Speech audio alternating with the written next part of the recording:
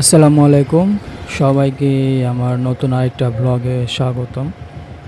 আমি গত ব্লগে কুরবানি সম্পর্কে অভিজ্ঞতা শেয়ার করতে ব্লগটা শেষ করেছিলাম। তো আরও কিছু কথা বাকি ছিল, বলেছিলাম যে আমি পরবর্তী ব্লগে বলবো। তো ইনশাআল্লাহ আমি আজকে বাদবাকি অভিজ্ঞতাটুকু এই ব্লগে শেয়ার করার চেষ্টা করব। আমি উপশহর থেকে বের হচ্ছি, অফিসের দিকে যাচ্ছি।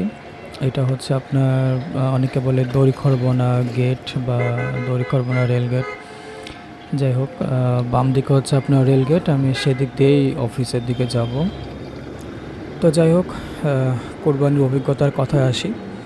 আমরা হচ্ছে গ্রামে যখন কোরবানি করি আমরা, তখন আমাদের বিভিন্ন এজ গ্রুপে বা শারীরিক শক্তির উপর নির্ভর করে সবাই আমরা কাজগুলোকে ভাগ করে নেই। যেমন একদম ছোট যারা, তারা যেটা করে হচ্ছে আপনার চাকুগুলা মেনটেন করা, বা যখন চামড়া ছিলায় তখন হচ্ছে পাটা ধরে রাখা, বা হচ্ছে চট নিয়ে আসা, পাটি নিয়ে আসা, ডালা নিয়ে আসা, এরকম সব ফুড ফরমেশগুলো খাটে আর কি। আর তার একটু বড় যারা, তারা হচ্ছে আপনার এই চামড়া ছিলানোর কাজে হেল্প করে। তার একটু বড় যারা, যাদের একটু গায়ে শক্তি টক্তি আছে, তারা হচ্ছে হাড্ডি কোপানোর কাজে হেল্প করে। হাড্ডি কোপানোর কাজে হেল্প যারা করে, তারা বলতে গেলে একেবারে পূর্ণবয়স্ক যারা, একটু হাতে শক্তি আছে বেশি। কারণ আপনার হাড্ডিগুলো যেটা করতে হয়, এক কোবে আলাদা করতে হয় আর কি। তো যদি এক কোবের বেশি 2-3 কোপ লাগে, সেই ক্ষেত্রে যেটা হয় আপনার হাড্ডিগুলা গুঁড়া গুঁড়া হয়ে যায়। তো সেটা কেউই চায় না। তো হচ্ছে, আর যারা একটু সিনিয়র, অভিজ্ঞতা বেশি, ইউজুয়ালি যেটা হয় যে মৌলভী, ইমাম, অথবা আপনার আমার সাইকেল একটু প্রবলেম হচ্ছে। যাই হোক, সেটা নিয়ে আমি পরবর্তীতে একসময় কথা বলবো। আচ্ছা, তো যারা অনেক সিনিয়র বা মৌলভী, ইমাম বা সমাজের মাথা যারা, তারা হচ্ছে এই কুরবানিতে হেল্প করে। তো কুরবানিতে মানে কুরবানি বলতে জবাই করে আর কি। তো জবাইতে যারা কাজ করে, এই পরিমাণটা খুবই কম। এই জন্য প্রতিবার যেটা হয় আপনার, এই লোক টানাটানি নিয়ে খুব ঝামেলা হয়। এবার তো দেখলাম আপনার সংবাদে দেখলাম, ওটা মনে হয় সময় নিউজ বা ডিবিসি সম্ভবত ছিলাম, ঠিক ভুলে গেছি কোনটা আর কি। তো ওইখানে দেখলাম হচ্ছে এক মসজিদের হচ্ছে আপনার যে সভাপতি আর কি, মসজিদ কমিটির সভাপতি, তার কোরবানি করার মানে তার কোরবানি জবাই করতে দেরি করছিল ইমাম। এই জন্য সে সভাপতি ইমামকে গালিগালাজ করছে, মারধর করছে, এমনকি তাকে চাকরি থেকে বেরও করে দিছে। তো যে রিপোর্টার নিউজ করতে গেছিলো, তাকে হচ্ছে হুমকি ধামকি, খুব বাজে ব্যবহার করছে দেখলাম আর কি। তো যাই হোক, তো এই আপনার জবাই করার লোকজনের পরিমাণ খুবই কম। এটা নিয়ে অনেক তাড়াহুড়া, টানাটানি ইত্যাদি অনেক কিছুই হয় আর কি। তো অনেক সমাজে আপনার তারা তাদের মসজিদের ইমামকে দিয়েই কোরবানি করায়, একজন ব্যক্তিই কোরবানি করে। এই জন্য অনেকের কোরবানি করতে অনেক দেরিও হয়। তা আমাদের আল্লাহর রহমতে আমাদের সমাজে বেশ কয়েকজন আছে যারা জবাই করে দেয় বা কোরবানি করে, আলহামদুলিল্লাহ। এই জন্য আমাদের কারোর খুব একটা দেরি হয় না আর কি। আচ্ছা, তো এইগুলা গেল। আর হচ্ছে যখন আমরা ইয়েগুলা কেটে কুটে সব বের করে কাটাকাটি করে ইয়েতে রাখি, এক জায়গায় রাখি, তারপরে হচ্ছে সবাই আমরা শুরু করি যে আপনার মাংসগুলো ছোটো পিস করা, চর্বিগুলোকে ছোটো করা, অন্যান্য যা যা আছে। এই রাস্তাতে মাইক্রো স্ট্যান্ড বলে জায়গাটাকে, এরা দুই পাশে গাড়ি রাখছে, মানে এই সিঙ্গেল ইয়ের ভিতরে। তো এটা খুবই আরও জায়গাকে চিকন করে দিছে। আচ্ছা, যাই হোক আর কি। তো আপনার এইভাবে সব ছোটো ছোটো পিস করার পরে, তারপরে যারা 2 ভাগ করে, যারা 3 ভাগ করে, আমাদের ইউজুয়ালি এবার 2 ভাগ নিয়ে আসা হয়েছে, 1 ভাগ রেখে আসা হয়েছে। তো 3 ভাগই করতে হয়। 3 ভাগ করার পরে আমরা 2টা বা 1টা, যেভাবে যে সময় নিয়ম থাকে আমরা সেভাবে নিয়ে আসি। তো এবার আমরা 2টা নিয়ে আসছি। তো ওইভাবে কাটাকাটি করে আমরা ডিস্ট্রিবিউট করে সব ক্লিয়ার করে দিই আর কি। তো খাসি যাদের থাকে তাদের দুপুরের আগেই হয়ে যায়। আর গরুগুলা একটু ডিলে হয়, গরুটা জবাইও হয় একটু দেরি করে, আর আসলে কাজটাও অনেক বেশি থাকে। আর খাসির ক্ষেত্রে হয় কি, অনেক ব্যক্তি থাকে যারা হচ্ছে জবাইটা হয়ে গেলে হয়তোবা তাদের পরিবারে ২ জন ৩ জন লোক আছে, তারা মিলেই হচ্ছে জবাই টবাইয়ের কাজটা শেষ করে কাটাকাটি করে ওখান থেকে মাংস-টাংসর যা ভাগ দেওয়া নেওয়া আছে সেটা সেরে চলে যায় আরকি। অন্যদেরকে হেল্প করে না।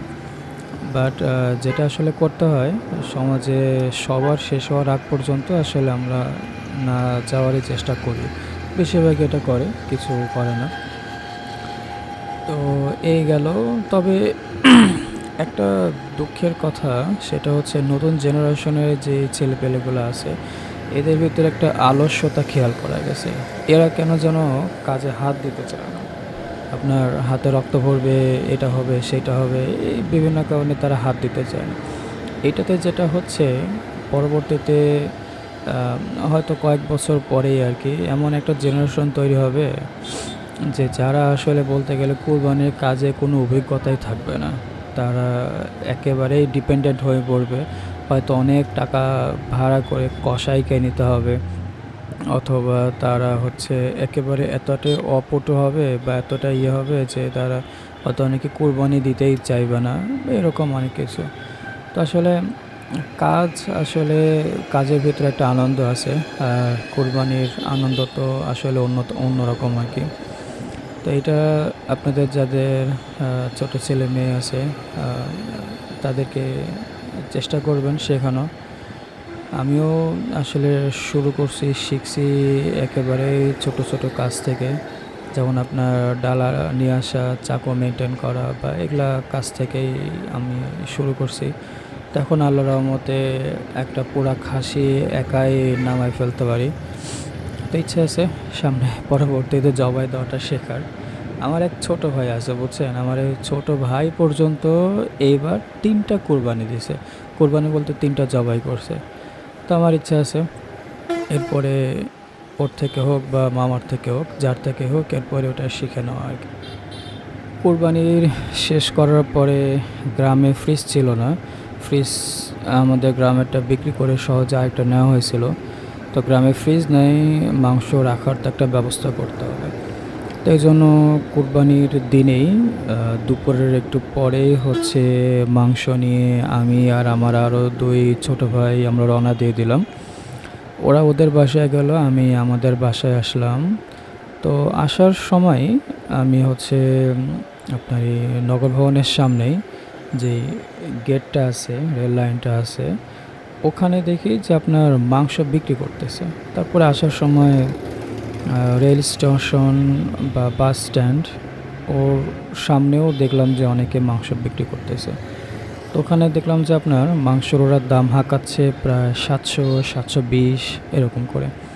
তো আমরা যে রিক্সায় করে আসতেছিলাম, রিকশাওয়ালা মামা আবার বলতেছে যে আপনার যারা এই যে মিসকিন বা আত্মীয়দের ভাগ আশেপাশে যারা দিচ্ছে, বিশেষ করে মিসকিনের ভাগটাই, তো এইটা কিছু মানুষ ৭০০ টাকা দরে কিনে নিচ্ছে, কিনে নিয়ে আবার ৭৫০ টাকা দরে বিক্রি করতেছে। আর আমার এটা বলার পরে তখন আবার আমার কাজিন আবার বলতেছে, ছোট ভাই আবার বলতেছে আপনার ওই ঢাকায় নাকি ও দেখে আসছে কুরবানির আগে ৯৫০ টাকা পর্যন্ত মাংসের কেজি উঠছে। তো এর ব্যাখ্যায় ও যেটা বলতেছে যে অনেকেই কুরবানি দিতে পারতেছে না, কিন্তু বাচ্চা আছে, বাচ্চাদেরকেও মাংস খাওয়াতে চাচ্ছে। অন্যরা সবাই মাংস খাবে, বাচ্চারা খাবে না। এটা আসলে খুবই কষ্টকর। আমি নিজের কাছে ভাবতে গেলেও আসলে খুবই কষ্টকর জিনিসটা লাগে। তো সেজন্য সামর্থ্য অনুসারে হয়তো ১ কেজি ২ কেজি যে যতটুকু পারে ওইটা হচ্ছে কেনার চেষ্টা করছে বা কিনতে গেছে। তো দেখেন সেইখানেও আবার কিছু অসাধু মানুষ ৯৫০ টাকা কেজি দরে বিক্রি করতেছে। আমি এদেরকে অসাধু কেন বলবো? দেখেন এবারও আপনার নিউজে আসলো যে প্রচুর গরু, খাসি মানুষ বিক্রি করতে পারে নাই। বাজার থেকে নিয়ে চলে গেছে। আর হচ্ছে আপনার যারা হচ্ছে মাংস বিক্রি করতেছে, এরা এখন আপনাকে মাংসর দাম বৃদ্ধির কারণ কি বলবে? সামনে কুরবানি ঈদ, এইজন্য দাম বেশি। মানে সামনে কুরবানির জন্যই কেন দাম বাড়বে? আপনি কি সাপ্লাই কম বা আপনার কি অন্য কোনো সমস্যা হচ্ছে? আরে না ভাই, কুরবানি ঈদ তাই একটু দাম বেশি। এগুলা কোনো কথা না। সোজা কথা হচ্ছে অসাধুতা। আপনি একটা মানুষকে হচ্ছে একটা জিনিস বিক্রি করবেন। আপনি জানেন আপনি ব্যবসায়ী। আপনি জানেন কিভাবে সাপ্লাইটা নিয়ে আসবেন, কিভাবে মেইনটেইন করবেন, ম্যানেজ করবেন, কিভাবে ডিস্ট্রিবিউট করবেন। সবই আপনার অভিজ্ঞতা আছে। সো আপনি যদি একটু সততা অবলম্বন করেন তাইলে আসলে আ কি বলবো যে মানুষকে একটু আপনি হেল্পও করতে পারতেছেন। এমন না যে আপনি একেবারে চশমখোরের মতন ব্যবসা করেই যাবেন সারা জীবন আরকি। আর কোরবানি ঈদের আগে মাংস কেনই বা মানুষ কিনবে? এটা তো ক্লিয়ারলি যে হচ্ছে আপনার এই মানুষগুলো আসলে বাধ্য তাই তারা মাংসগুলা কিনতেছে এই কোরবানি ঈদের আগে। কেউ যদি কোরবানি দিতেই পারতো তাহলে তো এভাবে ভাই কোরবানির আগে মাংস কিনতো না আরকি। তো এগুলো আসলে বলার আহ, কি বলবো আরকি, বলে লাভ নাই। আমরা আসলে শুধরাবো না। আমরা কি বলবো আরকি, খুবই হতাশাজনক। এর আসলে কোনো ব্যাখ্যা নাই। এর কোনো আম কি বলবো? আসলে আমার এটা আর বলার কোনো ভাষাই নেই এই বিষয়ে আরকি। তো যাই হোক, আমি অফিসের কাছাকাছি চলে আসছি। আজকে এ পর্যন্তই। কোরবানির অভিজ্ঞতা আর তেমন কিছু নাই। আর কিছু শেখানোর বা কিছু বলার নাই আরকি।